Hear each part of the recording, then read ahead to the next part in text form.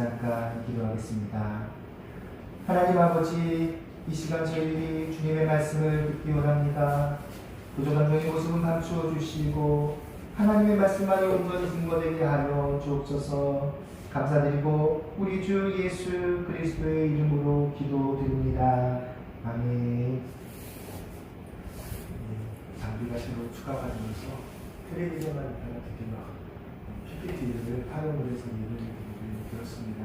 어떠신지 모르겠어요.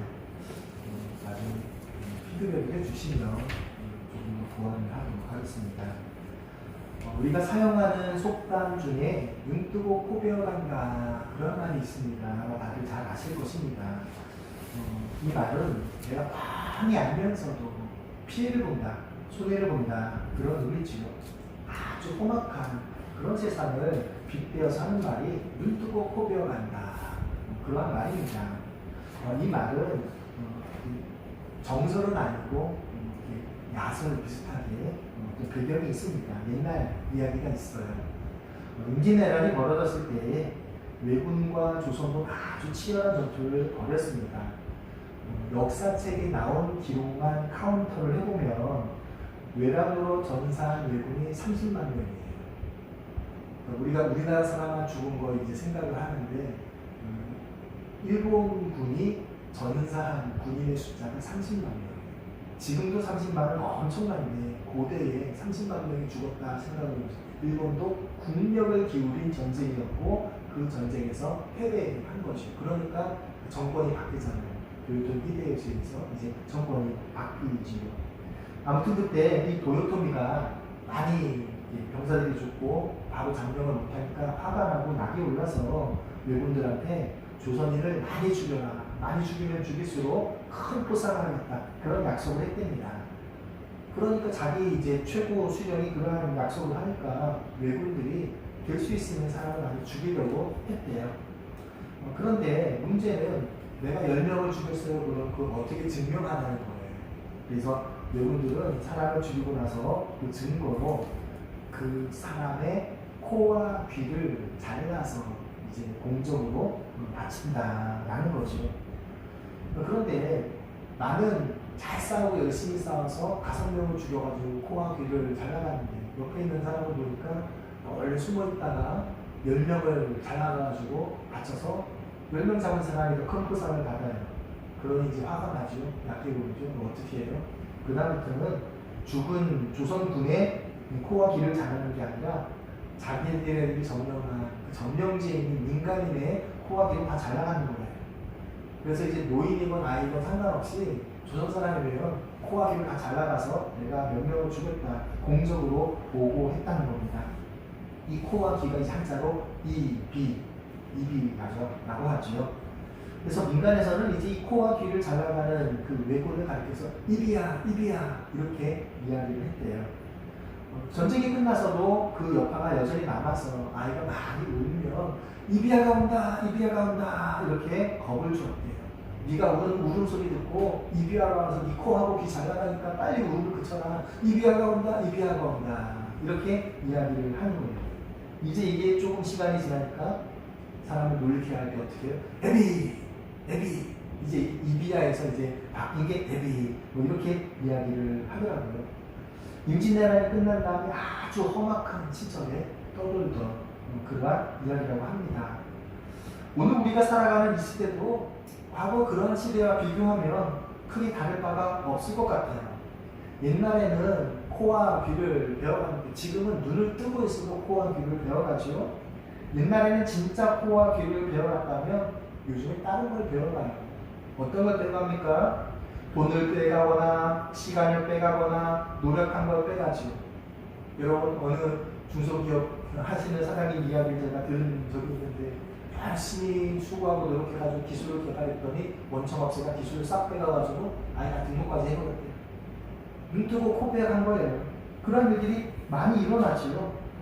이렇게 눈 뜨고 코 베어가는 것을 오늘 신약의 말씀에 비유하면 미혹이라는 것으로 비할 수가 있을 것입니다.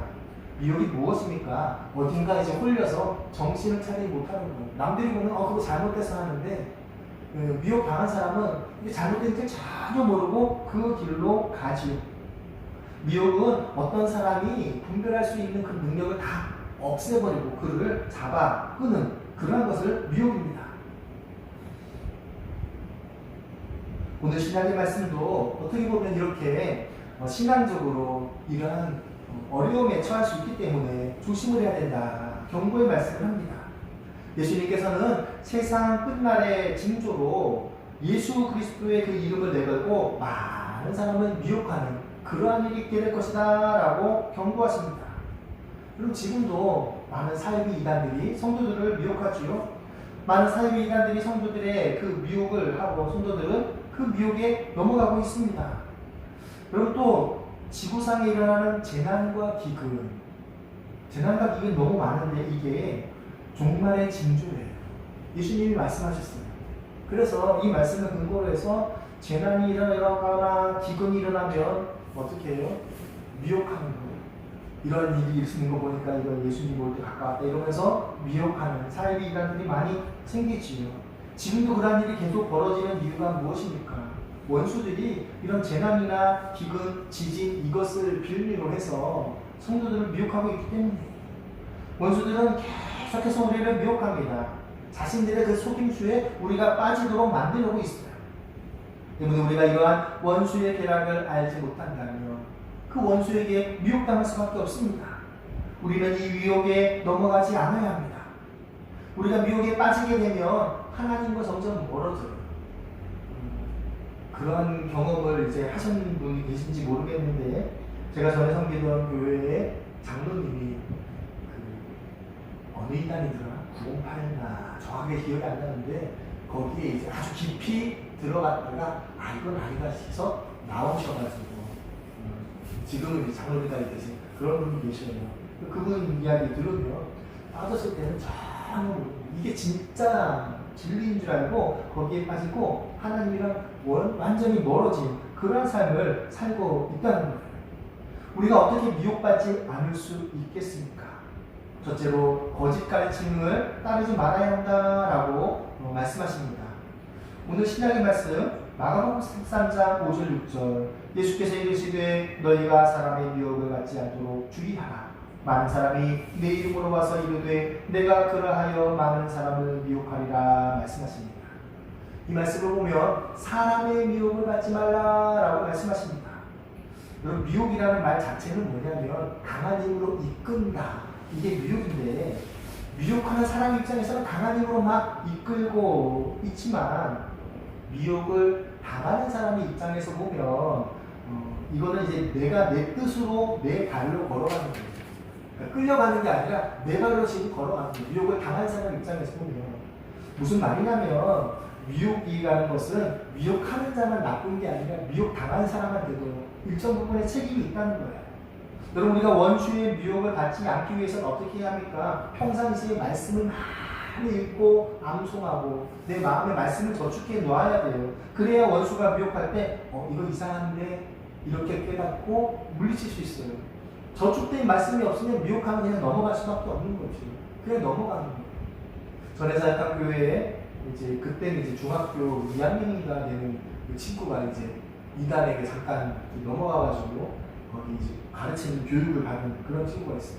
그때 이제 그 친구가 빠져가지고 거기 이제 교육받으러 가기 시작하는지 몇 번 안 됐을 때, 저 전도사였는데 저한테 자랑하듯이 나 이제 성경 공부하러 가는다고. 이상한데 학교에서 성경 공부하지도 않을 텐데 그러던데 굉장히 자신감 있게 그렇게 이야기를 하는 거예요. 나중에 이제 알고 그 문제를 해결을 했는데 여러분 미혹 당하면 이게 진짜인 줄 알고 거기 확 빠져요. 빠지고 교회에서 이야기하는 이거는 제대로 가르쳐 주지도 못하는 거 뭐 이렇게 생각을 합니다. 근데 그 친구가 만약에 평소에 성경을 많이 알고 있었고 그러면 그 유치한 그 미혹에 빠질래야 빠질 수가 없어요. 근데 말씀이 없으니까 그 말에 이제 혹하는 거예요. 이 진짠가 하고 이렇게 혹하는 거예요. 여러분들 절대 그런 거 보지 마시고요. 저는 이제 가끔 가다가 이단 차이비 그런 사람들이 만든 동영상이 올라오죠. 뭐라고 하나 도입 부분을 봐요. 도입 부분을 보면은 정말 유치해요. 근데 거기에 빠지는 거예요, 사람들이. 그래서 야, 이 사람들이 이러한 키워드로 이렇게 말을 하는구나 이렇게 확인을 해 보기도 합니다. 아무튼 우리가 이 미혹에 빠지지 않으려면 아주 평소에 하나님의 말씀으로 잘 무장이 되어 있어야 돼요. 우리가 이 세상을 살아갈 때 기도하고 성경을 읽고 말씀으로 무장하는 것을 왜 중요하냐면 평소에 이렇게 훈련을 해야지 도전이 없었을 때 이겨낼 수가 있는 거예요. 여러분, 양식은 평소에 준비해야 하는 거지요. 전쟁이 벌어졌을 때 그때 양식을 준비할 수가 없어요. 미리 훈련을 해놔야지 전쟁이 벌어졌을 때 전투에서 이길 수가 있습니다. 마가는 감람산 강화의 첫 부분에 바로 이 말씀을 기록하면서 종말의 때에는 미혹하는 사람들이 너무도 많다라고 말하면서 평소에 준비하라라는 거예요. 6절에 많은 사람이 내 이름으로 와서 이르되 내가 그러하여 많은 사람을 미혹하리라. 내 이름으로 온다라고 말합니다. 이 내 이름이 누구예요? 예수님의 이름이죠. 내가 예수다라는 거예요. 내가 그리스도인 것처럼 꾸며서 미혹한다는 거예요. 그럼 여기서 이제 적그리스도와 거짓 그리스도, 이거 잠깐 좀 구별하고 넘어가겠습니다. 여러분, 적그리스도와 거짓 그리스도 비슷한데 조금 달라요. 거짓 그리스도는 내가 그리스도라고 속이면서 미혹하는 사람, 여기 6절에 나오는 것처럼 내가 예수다, 내가 재림 예수다 이렇게 말하는 자가 거짓 그리스도예요. 그럼 적그리스도는 뭡니까? 적그리스도는 그리스도에게 대항해서 싸우는 사람이에요. 요한일서 2장 22절 거짓말하는 자가 누구냐? 예수께서 그리스도이심을 부인하는 자가 아니냐? 아버지와 아들을 부인하는 그가 적그리스도니. 요한일서 2장에 보면 적그리스도가 나오는데 사도 요한에 따르면 적그리스도는 어떤 사람입니까? 아버지와 아들을 부인해요. 부인한다. 인정 안 한다. 하나님이 없어. 예수님 없어. 이렇게 부인하는 존재가 적그리스도. 거짓 그리스도는 내가 예수야. 내가 하나님이야. 좀 다르지요? 요한일서 1장 7절 미혹하는 자가 세상에 많이 나왔나니 이는 예수 그리스도께서 육체로 오심을 부인하는 자라. 이런 자가 미혹하는 자요 적그리스도니. 적그리스도 중에 어떤 사람은 예수님께서 육체로 오심만 부인하는 사람도 있다는 거예요. 그래서 하나님께서 세상을 만드신 것도 인정하고 예수님께서 하나님이신 것도 인정하고 다 인정하는데 예수님이 육체로 오신 이건 못 인정하겠다 이렇게 말하는 그러한 존재도 있다는 거예요. 중요한 거는 적그리스도는 인정을 안 하는 거예요. 하나님의 존재, 예수님의 존재에 대해 인정을 하지 않습니다. 다음으로 오늘 신약의 말씀에서 거짓 그리스도가 나오는데 스스로 그리스도다라고 내가 예수다, 내가 재림주다 이렇게 거짓말하는 존재가 거짓 그리스도인데 이 거짓 그리스도가 많이 나타나는 시기가 종말이라는 거예요. 내가 하나님이다 주장하는 존재가 거짓 그리스도입니다. 그래서 우리는 종말이 가까울수록 이렇게 내가 메시아다라고 주장하는 사람이 많이 나타나는 걸 알고 그러한 사람이 나타나는 걸 이상하게 여기면 안 돼요. 여러분, 우리나라에 조금 오래된 기록이긴 하지만 우리나라에 재림 예수가 몇 명이나 있는지 아십니까? 한 10년 전에 자료를 봤는데 50명이 대한민국에 지금 재림 예수가 50명이나 있어요. 예수님이 너무 많은 거 아닙니까? 여러분, 내가 하나님이다 주장하면 그거 다 거짓 그리스도입니다. 적그리스도건 거짓 그리스도건 종말에 가까울수록 이런 사람이 많이 나타나는데 이 사람들은 자신들의 가르침이 진실인 것처럼 막 가르쳐 주지요. 오늘 신약의 말씀은 바로 그러한 사람들을 믿고 따르면 안 된다. 그들의 그 미혹에 경계해라 권면하고 계십니다. 그래서 6절을 보면 많은 사람이 내 이름으로 와서 내가 그리스도다 하면서 많은 사람이 속이거나 미리 경고를 해주고 계셔요. 한국교회가 개교의 순장이 몰두하면서 이단에 대해 좀 방치한 그런 경향이 있었습니다. 그래서 사입 이단이 너무 많아졌지요. 시한부 종말론 요즘엔 좀 적은 것 같은데 직통계시 막 강조합니다. 내가 직통으로 하나님께 뭘 받았다. 그리고 비유풀이를 강조하는 이단도 많아요. 성경에 보면 특별히 복음서에 보면 비유가 너무 많은데 이 비유를 우리가 가르쳐 주겠다. 정통교회는 안 가르쳐 준다. 이렇게 말하죠. 여러분, 비유풀이를 이야기하는 교회는 거의 절반 이상이 이단이에요. 왜냐하면 정통교회는 비유풀이를 강조하지 않아요. 예수님이 말씀하신 그 비유를 보면 다 알 수 있는 거지 그거를 막 그렇게 자기들만 알려줄 수 있는 것처럼 이게 강조하지 않습니다. 근데 이 비유풀이 뭐 이런 거 하면서 비밀교육이라고 자기네들한테만 가르치고 공개를 하지 않죠. 여러분, 정통교회는 숨기지가 않아요. 다 공개를 해요. 다 오픈을 해요. 심지어 어떤 교회는 자기네 교회 홈페이지에 동영상으로 촬영한 거 다 공개하죠. 다 공개해요. 근데 사이비 이단이 어때요? 공개하지 않아요. 네, 숨겨서. 그러니까 낮은 단계에서는 다 공개를 하는데 좀 우리식으로 말하면 항존직이나 재직생이나 이런 거 공개를 하면 다 감춰놓고 그걸 마친 사람들만 들을 수 있다. 이런 식으로 이야기하죠. 이단 사이비들은 요즘에는 다양한 사회문화적인 접근을 통해서 포기하기도 합니다. 영어를 가르쳐 준다. 혹은 어떤 윤리적인 운동을 하기도 하고 아주 다양한 방법으로 동아리, 스포츠 동아리 뭐 이렇게 활동을 하기도 해요. 나중에 이게 이단인 줄 알았을 때는 이미 피해를 많이 본 상태가 되지요. 그래서 교회가 이단 사이비에 대해서 계속해서 꾸준히 주기적으로 강조하고 분별하시라라고 성도님들한테 말씀하는 이유가 있습니다. 이러한 시대를 살아가는 우리에게 사도 요한이 전하는 경고의 말씀이 있습니다. 요한일서 4장 1절 사랑하는 자들아 영을 다 믿지 말고 오직 영들이 하나님께 속하였나 분별하라. 많은 거짓 선지자가 세상에 나왔습니다. 사도 요한은 종말의 때에 나타날 현상 중에 하나가 거짓 선지자의 등장이다 라고 말합니다. 이 거짓 선지자는 잘못된 가르침을 가르쳐 주는 사람이에요. 그래서 이 거짓 선지자의 가르침에 빠지지 않기 위해서는 우리가 하나님의 말씀을 열심히 읽고 암송하고 외워야 돼요. 여러분 성경을 정말 많이 읽으십시오. 성경을 정말 많이 읽으셔야 돼요. 제 설교 듣는 것보다 성경을 읽으시는 게 더 중요해요. 성경을 많이 읽으시기 바랍니다. 둘째로 소문을 두려워할 필요가 없다라고 말씀하십니다. 7절 보시면 난리와 난리의 소문을 들을 때에 두려워하지 말라. 이런 일이 있어야 하되 아직 끝은 아니니라 말씀하십니다. 그리고 종말에 나타나는 두 번째 징조가 뭐예요? 난리의 소문. 난리의 소문이에요.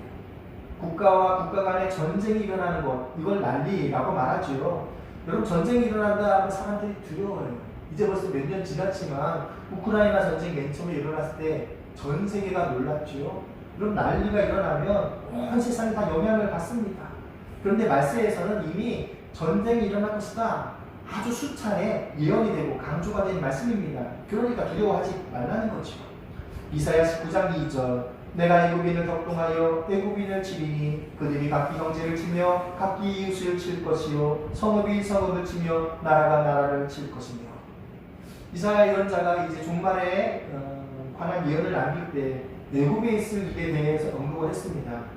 그런데 이 말씀이 이제 애굽에게만 해당되는 게 아니라 애굽으로 상징되는 세상 나라 전체를 가리키는 거예요. 바벨론 그러면 바벨론만 가리키는 게 아니라 온 세상을 가리키죠. 이 식으로 애굽 그러면 애굽만 가리키는 게 아니라 온 세상 나라를 다 같이 되는데 이 종말에는 어떤 일이 벌어지냐면 국론이 분열한다는 거예요. 그래서 서로 싸우게 될 거라는 거예요. 우리나라만 국론이 분열한 게 아니라 모든 나라들, 다 나라들마다 보면 국론 분열을 겪고 있습니다. 요즘에는 우리나라 사람들이 전 지구상에 안 퍼진 데가 없잖아요. 그리고 그분들이 이제 다 유튜브 촬영을 해가지고 올리는데 그런 데 가서 이제 그걸 보면 나라마다 다 서로 분열이 있고 아주 치열하게 다툼이 있는 그런 일이 최근이다. 이런 생각을 하게 됩니다. 스가랴 14장 4절 그날에 그의 발이 예루살렘 앞 곧 동쪽 감람산에 서실 것이요 감람산은 그 한가운데가 동서로 갈라져 매우 큰 골짜기가 되어서 산절반은 누구로 절반은 나무로 옮기고. 스가랴 예언자가 말하는 전쟁은 종말에 예루살렘의 전쟁이 벌어질 것을 예언을 했습니다. 그런데 이 전쟁이 어떤 전쟁이냐면 예수님께서 재림을 하심으로 이루어지는 전쟁이에요. 그리고 예수님께서 재림을 어디에 하시냐? 감람산에 하신다. 예루살렘에 있는 감람산에 재림하실 것이다. 이렇게 말씀하신 것이 스가랴 14장 4절 말씀입니다. 예수님께서 감람산에 재림하실 때 그 감람산이 반으로 갈라져서 동서로 갈라져서 큰 골짜기가 되고 이 골짜기를 통해서 예루살렘 주민들이 탈출하는 일이 벌어질 것이다 라는 이러한 말씀을 하셨지요. 여러분 이 말씀을 읽으면 우리가 무엇을 생각해야 되냐면 대한민국 예수님이 재림 예수가 왔다 이거 믿으면 안 되죠. 여러분 예수님은 어디에 재림하십니까? 예루살렘 감람산에 지은 것입니다. 제 얘기입니까? 아니요. 스가랴 14장 4절에 예언이 되어 있습니다. 그러니까 우리가 뭐 예수가 뭐 동에서 왔다, 서에서 왔다, 뭐 안산에 재림 예수가 왔다 믿을 필요가 없어요. 성경의 예수님은 감람산에 재림하신다. 이미 예언을 해 왔어요. 우리는 그러한 사이비 이견들에 속으면 안 됩니다. 오늘 신약의 말씀에서 예수님은 이러한 종말에 벌어질 전쟁을 보고 두려워 말라라고 말씀하십니다. 끝은 아니라는 거예요. 두려움은 맞지요. 전쟁이 일어나면 당연히 두렵지요. 하지만 그것이 끝은 아닙니다. 장차 메시아께서 재림하심으로 자기 백성을 구원하실 것이기 때문에 두려워하지 말라 말씀하십니다. 여러분, 전쟁은 종말을 가져오는 것이 아니라 종말의 징조예요. 종말의 시작이 되는 게 전쟁으로 시작되는 것뿐이라는 거예요. 민족과 민족이, 나라와 나라가 전쟁을 벌이지만, 전 세계적인 전쟁이 있지만, 또한 지진과 기근이 있지만 그것은 종말의 징조예요. 그리고 그 종말을 통해서 예수님께서 우리를 구속하실 것이다. 그 사실을 믿고 두려워 말라는 거예요. 성경이 예언하는 종말의 때에 일어날 징후, 이것은 현대사회에 아주 빈번한 일입니다. 여러분, 20세기 들어서 전 세계적인 전쟁이 2번 있었지요. 1차 세계대전으로 4년간 벌어진 그 전쟁으로 온 유럽이 초토화되었습니다. 2차 세계대전은 7년간 지속이 됐는데 이 2차 세계대전의 그 범위는 유럽뿐만이 아니라 아시아, 태평양, 북아프리카 전 세계에서 전쟁이 벌어졌죠. 말 그대로 전 세계적인 전쟁이었어요. 이 전쟁으로 많은 사람들이 희생을 겪었습니다. 우리나라는 6.25 전쟁을 통해서 이 전쟁의 고통을 아마 너무너무 잘 아는 나라들 중에 하나일 겁니다. 이후로도 전쟁이 계속 그치지 않고 있고 전쟁을 통해서 많은 난민들이 발생을 하고 있습니다. 오늘 이 신약의 말씀을 보면 종말의 때에 일어날 2번째 징조는 전쟁 그리고 기근과 지진, 이 2가지를 또 경고를 하고 있습니다. 여러분, 환경오염 요즘에 너무 심각하지요. 그래서 우리나라도 이제 탄소 배출량을 줄여야 된다 이 이야기를 하는 이유가 뭐냐면 결국에는 환경이 너무 많이 파괴가 되고 자연재해가 일어나고 있기 때문이에요. 최근 며칠 동안 굉장히 추웠던 이것도 결국은 따지고 가면 자연환경이 망가졌기 때문에 이러한 일이 벌어지지요. 이런 걸 보면 참 두렵습니다. 하지만 우리는 예수 그리스도의 십자가로 두려워하지 않고 예수님의 사랑으로 그 두려움을 이겨내야 합니다. 하나님께서 우리를 건져주실 것이다, 구원해 주실 것이다, 그 믿음을 가지고 이겨내야 합니다. 셋째로 심지가 굳은 신앙을 가져야 합니다. 오늘 구약의 말씀 사무엘상 1장 20절에 한나가 임신하고 때가 이름에 아들을 낳아 사무엘이라 이름하였으니 이는 내가 여호와께 그를 구하였다 합니다. 그럼 한나는 엘가나라는 사람의 부인이지요. 이 엘가나는 성경에 보면은 사무엘상 1장에 보면 경건한 사람이라고 했는데 우리가 오해를 하면 안 돼요. 여러분, 엘가나가 경건하고 신실한 사람인데 부인이 2명이었어요. 이 말은 뭐예요? 경건한 사람은 부인 2명 되었다 이 얘기가 아니라 다른 사람은 더 많이 타락했고 그나마 경건하다고 하는 사람이 부인을 둘 정도로 타락한 시기였다라는 거예요. 아무튼 이 엘가나는 한나와 부인나라는 2명의 부인이 있었습니다. 부인나에게는 자녀가 있었지만 한나에게는 자녀가 없었어요. 그러니까 부인나가 한나를 막 괴롭히지요. 엘가나는 매년 하나님께 제사를 드렸는데 제사 드린 다음에 이렇게 몫을 나눠줄 때 한나에게는 2몫을 주었습니다. 한나가 자녀가 없었지만 그녀를 사랑했지요. 그러나 하나님께서 한나의 태를 닫아두셨기 때문에 한나는 너무너무 슬퍼서 울기만 하고 아무것도 먹지 않았다고 합니다. 어느 명절에 한나가 마음이 괴로워서 성전에 나가 주님께 울면서 기도합니다. 그러면서 한나는 서원 기도를 하는데 마음속으로 이제 묵상 기도를 하면서 소리를 내진 않는데 입술만 달싹달싹 거리는 거예요.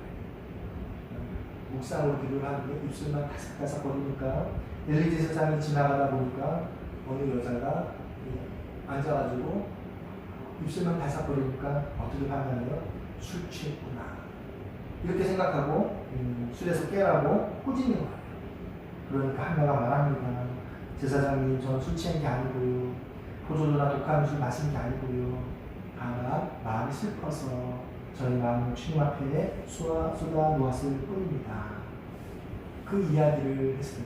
여러분, 이 시기는 어떤 시기냐면 제사장이 기도하는 사람 보고 이 사람이 기도하는지 술 취했는지 구별을 못할 정도의 시기예요. 그러니까 엘가나를 봐도 알고 그 다음에 엘리제사를 봐도 알아요. 너무 바닥까지 영적인 상태가 내려간 그 시기인데 한나가 아주 탁월한 믿음을 가지고 있지요. 제사장이 그 말을 듣고 너무 부끄러워서 축복을 하죠.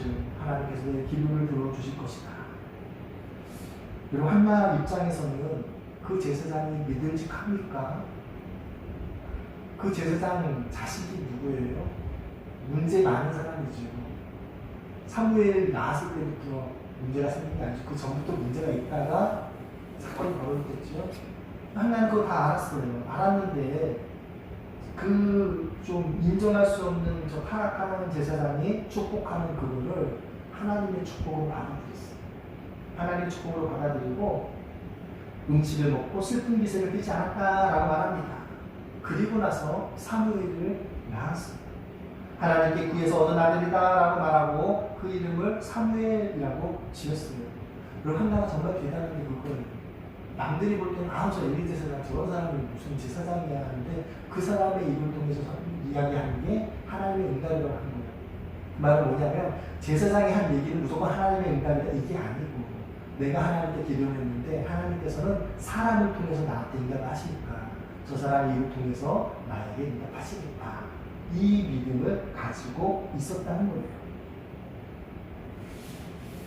한나의 모습에서 우리가 발견할 수 있는 것은 이 한나가 참 신앙적인 심지가 깊다는 겁니다. 비록 괴로운 일이 너무도 많았지만 그의 심지가 굳었기 때문에 넉넉히 이겨낼 수 있었습니다. 결국에는 폐문이 열렸죠. 한나는 그렇게 괴로움을 당했지만 결코 포기하지 않고 끝까지 굳은 신앙으로 인내할 수가 있었습니다. 이러한 한나의 모습이 바로 종말의 때를 살아가는 성도의 모습이 되어야 합니다. 여러분, 경건하다고 하는 한나의 남편이 엘가나가 부인을 2명을 두는 거예요. 제사장이 기도하는지 술 취했는지 구별 못해요. 제사장 자식들을 보니까 망나니인데 그 사람들이 제사장이에요. 이러한 상황에서도 이러한 믿음을 가질 수 있는 것. 여러분, 이것이 종말의 시기를 살아가는 성도의 모습이어야 합니다. 어떻게 그렇게 가능해요? 내가 스스로 개인 경험을 힘써야 돼요. 내가 스스로 개인 경험을 힘써야 돼요. 저 사람 보니까 하나님 없는 것 같아. 나도 안 해. 이게 아니고 남들은 어떨지언정 하나님 앞에 기도하고 말씀을 묵상하는 것을 그치지 말아야 합니다. 오늘의 말씀은 종말의 때를 살아가는 성도들이 미혹하는 것으로부터 벗어나야 한다라는 것을 경고하고 있습니다. 미혹하는 자들은 눈 뜨고 코 베어가듯이 우리의 정신과 마음을 혼미하게 합니다. 거짓 그리스도이기 때문에 사람을 속이는 것은 너무도 자연스러워요. 미혹하는 사람들은 억지로 땡기지만 미혹당하는 사람들은 내 발로 그 미혹에 넘어간다라고 했지요. 그래서 우리는 하나님의 말씀을 잘 암송하고 마음에 저축해서 거짓된 교훈이 있으면 그것을 분별하고 그 가르침을 따르지 말아야 합니다. 그래야 미혹에서 벗어날 수 있습니다. 또한 난리의 소문, 전쟁의 소문 들릴 때 그 헛소문을 듣고 두려워할 필요가 없어요. 난리 난 거 보니까 예수님 재림하신다. 그 이야기 들을 필요가 없어요. 들려오는 소식이 끔찍한 소식일 수도 있지만 우리는 담대한 믿음을 가져야 합니다. 하나님께서 그 모든 환난 가운데에서 우리를 마침내 건져 주실 것이다. 그렇게 심지가 굳은 신앙이 있을 때에 크고 작은 고난에도 흔들리지 않고 주님을 바라보면서 믿음으로 이겨내는 것, 그것이 종말을 살아가는 성도들의 모습입니다. 혼란한 이 시대에 거짓 그리스도의 가르침을 따르지 않고 헛된 소문들을 두려워하지 않고 나를 방해하고 미혹하는 적대자들에게 무너지지 않고 굳은 신앙으로 믿음 미혹하는 자를 이기는 성도님들 되시기를 축복합니다.